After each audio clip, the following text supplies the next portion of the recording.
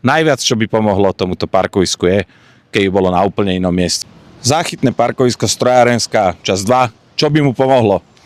Rozhodne by mu pomohlo, aby bolo atraktívnejšie odstránenie vrakov,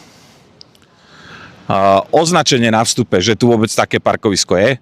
Nikde na vstupe do Trnavy nie je označenie, že takéto parkovisko tu je. Autobusová zastávka, ktorá sa tu nachádza priamo na parkovisku, tak odtiaľto autobusy vlastne nechodia, chodia o niekoľko metrov ďalej. Tam by sa hodila aspoň informácia, že haló ľudia, autobusová zastávka táto vedľa, treba ju použiť. A samozrejme, ak máme takéto záchytné parkovisko, tak by to chcelo využívať službu bike sharingu non-stop a nie v zime mať prestávku, tak aby tu bol aj point bike sharingový.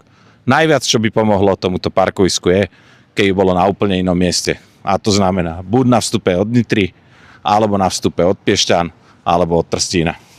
Zmena na meste je na mieste. Majte pekný deň, život je krásny.